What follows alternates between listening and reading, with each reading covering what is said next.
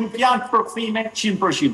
Pra nuk bëhet fjalë për shkrimet e antikitetit që ne kemi përkthime 100%, si që imagjinojmë sot të përkthejmë nga italishtja në shqip, nga anglishtja në shqip, nga shqipja në greqisht apo e tjerë tjerë.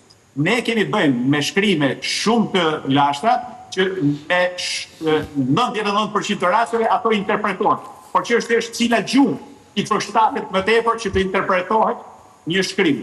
Edhe kjo bën diferencën. Pasi ne nuk kemi në 2300 vite që bëhet fjalë përpara, gjuhët kanë evoluar. Por ne kemi shansin e madh që në gjithë zonën e Evropës juglindore, mbase edhe në Evropën, tërë Evropën, kemi gjuhën më pak të ndryshuar, që ka evoluar shumë pak dhe është të modernizuar.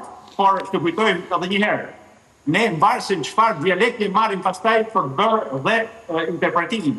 Pasi kemi dialektin grek që ka bazën gjuhësore të laçsisë, që bëhet me fjalë njërrokshë. Fjalët njërrokshë janë fjalët e gjenezës dhe përdoren janë fjalë që qelsi që zbatojnë shkrimet e antikitetit.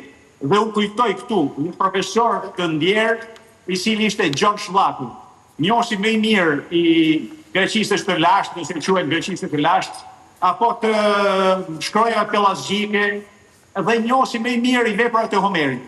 Ai ma ka thënë në konfidencë të plot kur isha gazetar në Shqipëri me vitin 1993. Tha e përktheva Homerin nga shqipja antike në shqip. Për të qenë më i qartë, tha, më fal, nga gegnishtja antike në shqip. Pra, kjo është që ne duhet kemi parasysh, mos kuptojmë konceptin e gjuhës letrare të artikuluar sot të shqipes që përkthejnë një shkrim të antikitetit. Duhet të marrim bazët gjuhësore të vjetra, të marrim ato fjalë njërrokshë kryesisht të gegërishtes dhe të kërkojmë gjithmonë në mos përkthimin, përshtatin dhe interpretimin. Pra varet cila gjuhë interpreton më sa dhe më të rrejtë në shkrim të antikitetit.